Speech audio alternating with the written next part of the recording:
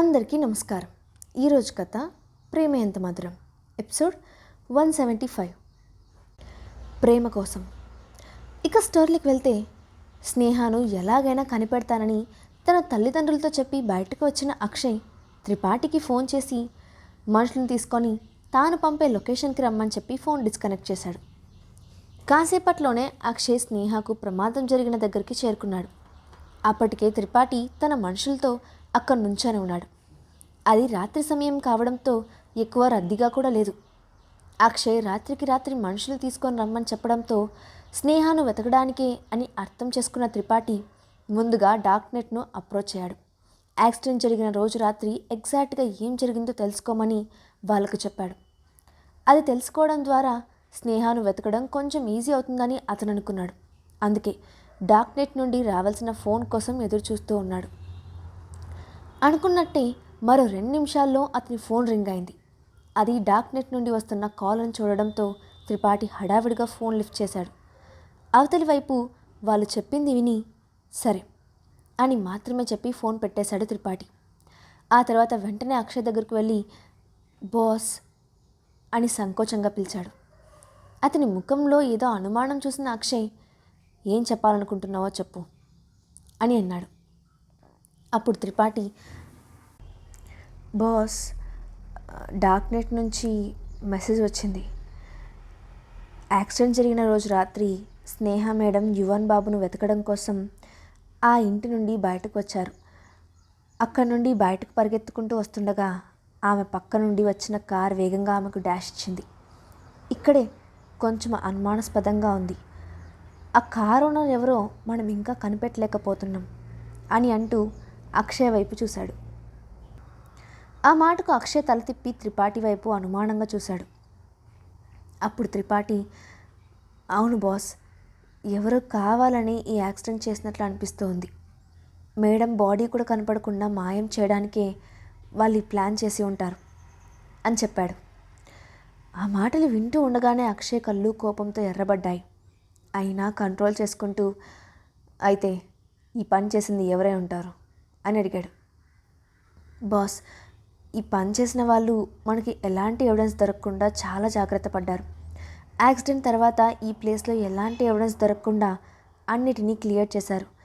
కాబట్టి వాళ్ళెవరో తెలుసుకోవాలంటే మనకు కొంచెం టైం అని చెప్తూ ఆగిపోయాడు త్రిపాఠి. అప్పటికే అక్షయ్ కళల్లో కోపం అతన్ని లోపలే వణికిస్తోంది. అందుకే మిగతా సెంటెన్స్ని పూర్తి చేయడానికి ధైర్యం చేయలేదు. ఆ తర్వాత కాసేపటి వరకు అక్షయ్ ఏం మాట్లాడకపోవడంతో త్రిపాఠి మెల్లగా, బాస్, మీరు వెళ్ళి కారులో రెస్ట్ తీసుకోండి, నేను మన వాళ్ళతో వెతికిస్తాను అని చెప్పాడు. నిజానికి స్నేహ యువన్లు దూరమైనప్పటి నుంచి తన బాస్ మానసికంగా శారీరకంగా బాగా అలసిపోతున్నారని త్రిపాఠి గమనిస్తూనే ఉన్నాడు. ఈరోజు కూడా అక్షయ్ అతనికి చాలా వీక్గా కనిపించాడు. కానీ అక్షయ్ ఏం మాట్లాడకుండా మౌనంగా అక్కడే నిలబడి ఉన్నాడు. అతనికి వెళ్ళే ఉద్దేశం లేనట్లుగా అనిపించింది. అతని కళ్ళు నిశ్శబ్దంగా ఎదురుగా ఉన్న పొదల వైపు చూస్తున్నాయి. కాసేపటికి అక్షయ్ నెమ్మదిగా, నువ్వు నా గురించి ఆలోచించుకో, టైం వేస్ట్ చేయకుండా తొందరగా సెర్చింగ్ మొదలుపెట్టండి అని ఆర్డర్ వేశాడు. దాంతో త్రిపాఠి ఓకే బాస్ అని చెప్పి తన మనుషుల దగ్గరికి వెళ్ళి సెర్చింగ్ మొదలు పెట్టమని చెప్పాడు. అది చలికాలం కావడంతో ఆ రాత్రి తీవ్రంగా వణికిస్తోంది. అయినా ఆ రాత్రంతా అక్షయ్ కూడా తన మనుషులతో కలిసి ఆ ప్రదేశం అంతా వెతుకుతూనే ఉన్నాడు. అయినా ఎలాంటి ఇంప్రూవ్మెంట్ కనిపించలేదు. స్నేహ అక్కడ ఉండే అవకాశం లేదని వెతుకుతున్న వాళ్ళందరికీ అర్థమవుతోంది. కానీ ఆ విషయం బయటకు చెప్పడానికి అందరూ భయపడుతున్నారు. అప్పటికే అక్షయ్ ముఖం ఆందోళనగా మారిపోయింది. అందుకే ఎవరూ అతని దగ్గరికి వెళ్ళి మాట్లాడే ధైర్యం చేయడం లేదు. చూస్తూ ఉండగానే తెల్లవారింది. సూర్యుడి లేలేత కిరణాలు అక్కడున్న వాళ్ళందరిపై ప్రసరిస్తున్నాయి. అయినా అక్షయ్ కదిలిపోతున్న కాలం గురించి పట్టించుకోవడం లేదు.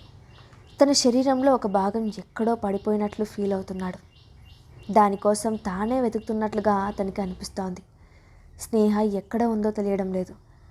నిజంగా అందరూ అంటున్నట్లు ఆ ప్రమాదంలో ప్రాణాలు కోల్పోయిందా? అలా అయితే కనీసం ఆమె బాడీ అయినా కనిపించాలి కదా అని అనుకున్నాడు. హఠాత్తుగా అతని సమర్థతకు తనపై తనకే కోపం వచ్చింది. మరి కాసేపటికి సర్చింగ్ చేస్తున్న వాళ్ళందరూ కూడా అలసిపోయారు. మరోవైపు అక్షయ్కి ఒక్కసారిగా తల తిరుగుతున్నట్లుగా అనిపించింది. దాంతో అతను అడుగు ముందుకు వేసి తూలి పడిపోతుండగా పక్కనే ఉన్న త్రిపాఠి అలర్ట్గా ఉండి అక్షయ్ను పట్టుకొని, బాస్ మీకేమైంది అంటూ తన పక్కనే ఉన్న వారి సహాయంతో అక్షయ్ను కార్ దగ్గరకు తీసుకెళ్లాడు. కానీ అక్షయ్ వాళ్ళని ఆపుతూ, నాకేం కాలేదు, మీరు ముందు స్నేహాన్ని వెతకండి అని నీరసంగా చెప్తూ ఉండగానే స్పృహ కోల్పోయాడు. అది చూసిన త్రిపాఠి కంగారుగా, బాస్ మీకేమైంది, కళ్ళు తెరవండి అని అంటూ అక్షయ్ చెంపపై చిన్నగా తట్టాడు. కానీ అక్షయ్ స్పృహ కోల్పోవడంతో ఏమాత్రం కదలలేదు. త్రిపాఠి వెంటనే అక్షయ్ను హాస్పిటల్కి తీసుకువెళ్ళి జాయిన్ చేశాడు. డాక్టర్ అతనికి ట్రీట్మెంట్ చేయడానికి లోపలికి తీసుకువెళ్ళగానే అక్షయ్ తల్లిదండ్రులకి ఫోన్ చేసి విషయం చెప్పాడు త్రిపాఠి. విషయం తెలుసుకున్న రాజేశ్వరి, రఘునందన్ ఇద్దరూ హడావిడిగా హాస్పిటల్కి వచ్చారు. వెంటనే రాజేశ్వరి అక్కడ ఉన్న త్రిపాఠి దగ్గరికి వెళ్ళి, ఏం జరిగింది, అక్షయ్కి ఎలా ఉంది, అసలు హాస్పిటల్లో ఎందుకు చేరాడు అంటూ ప్రశ్నల మీద ప్రశ్నల వర్షం కురిపించింది. అప్పుడు త్రిపాఠి తల వంచుకొని నెమ్మదిగా, మేడం, అక్షయ్ సార్ రాత్రి నుండి స్నేహ మేడం కోసం వెతుకుతూనే ఉన్నారు. ఎక్కువగా అలసిపోవడం వల్ల బాస్ స్పృహ తప్పి పడిపోయారు అని చెప్పాడు. ఆ మాట వినగానే రాజేశ్వరి మనసంతా బాధగా అనిపించింది. దాంతో నిలబడలేనట్లు పక్కనే ఉన్న చైర్లో నిరాశగా కూర్చుంది. అదే సమయంలో అక్కడికి వచ్చిన దాత్రి కూడా కొంచెం దూరం నుండే త్రిపాఠి మాటలను వింది. వెంటనే ఆమె ముఖం కోపంగా మారిపోయింది. కానీ అక్కడ ఉన్న రాజేశ్వరిని చూసి మెల్లగా తన ముఖంలో ఎక్స్ప్రెషన్స్ను మార్చేసుకొని ఏమీ విననట్లే నటిస్తూ హడావిడిగా రాజేశ్వరి దగ్గరికి వెళ్ళి ఆ పక్కనే కూర్చుంటూ, ఆంటీ మీరు బాగానే ఉన్నారా, అక్షయ్కి ఎలా ఉంది అంటూ కంగారుగా అడిగింది. అక్షయ్ కోసం కంగారుగా వచ్చిన దాత్రిని చూసినప్పుడు రాజేశ్వరికి కొంచెం గిల్టీగా అనిపించింది. తన కొడుకు స్నేహ కోసం వెళ్ళి స్పృహ తప్పి పడిపోయాడని తెలిసి ఆమెకు దాత్రి ముఖం చూడ్డానికి మనసు రాలేదు. దాంతో ఆమె మెల్లగా తల వంచుకొని, నేను ఇప్పుడే వచ్చాను, అక్షయ్కి ఎలా ఉందో ఇంకా చూడలేదు అని చెప్పింది. అప్పుడు దాత్రి ఆమెను ఓదారుస్తూ, అక్షయ్కి ఏం కాదాంటీ, మీరు కంగారు పడకండి అని అంది.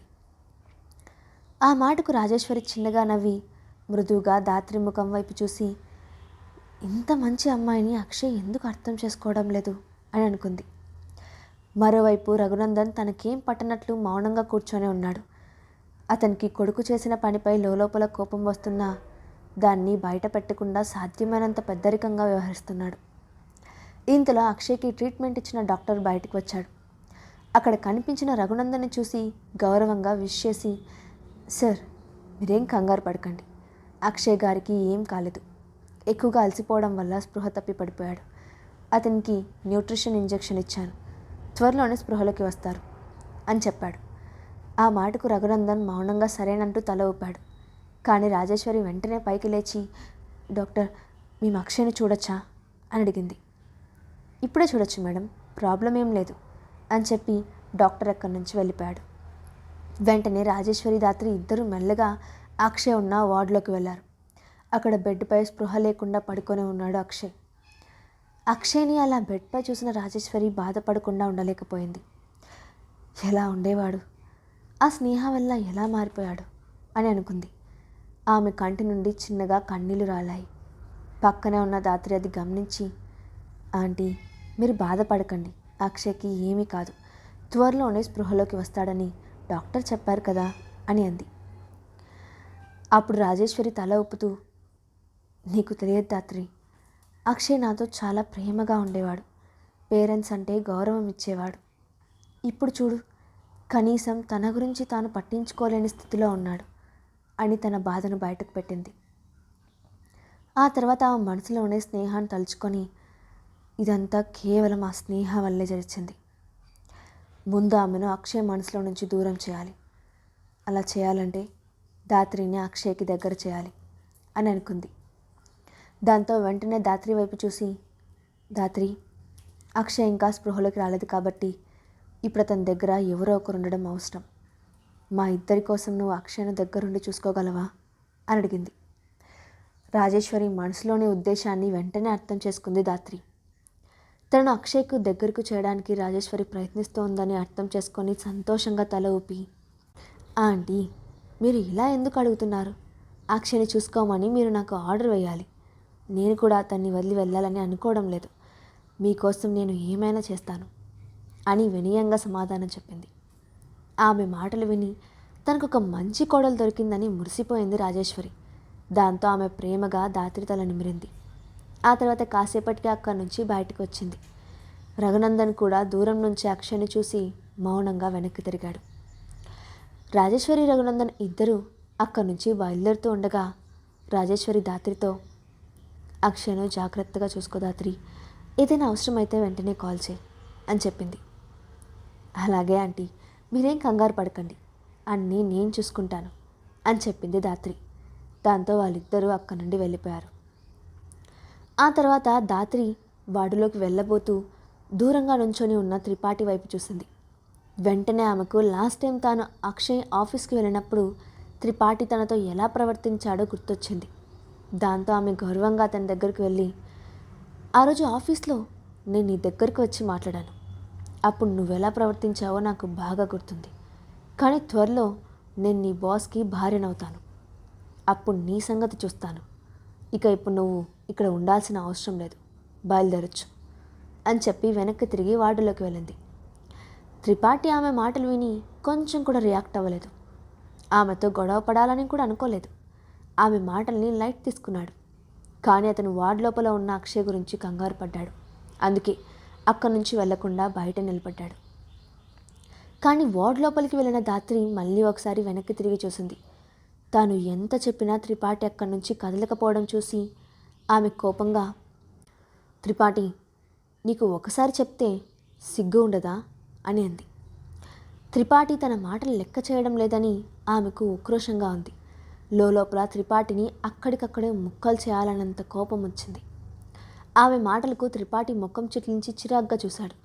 లోపల ఉన్న తన బాస్ గురించి మనసులో భయపడుతూనే అక్కడి నుంచి వెనుతిరిగాడు. త్రిపాఠి ముఖంలో ఎక్స్ప్రెషన్స్ని చూసిన దాత్రి అతనితో గొడవ పడ్డానికి ముందుకు వెళ్ళబోయింది.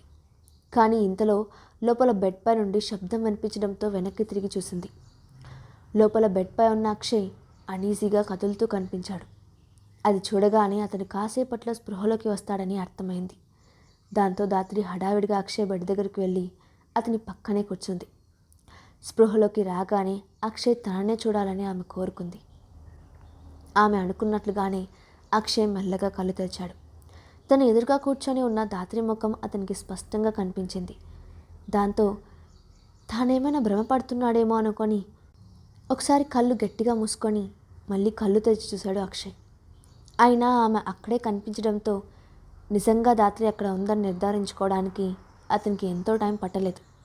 దాంతో అతని ముఖం వెంటనే నిరుత్సాహంగా మారిపోయింది. అతని ముఖంలో మారిన ఎక్స్ప్రెషన్ను దాత్రి వెంటనే కనిపెట్టింది.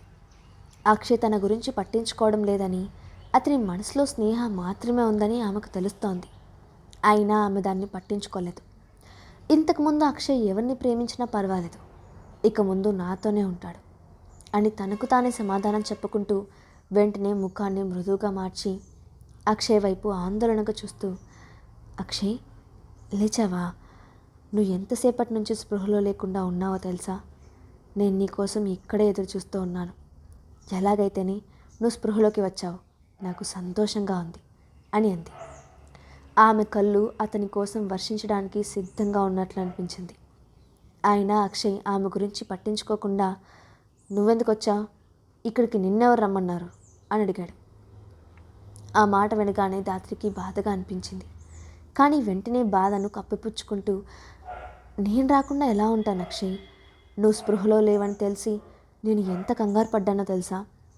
ఆంటీ అంకుల్ నన్ను ఇక్కడే ఉండి నిన్ను జాగ్రత్తగా చూసుకోమని చెప్పారు.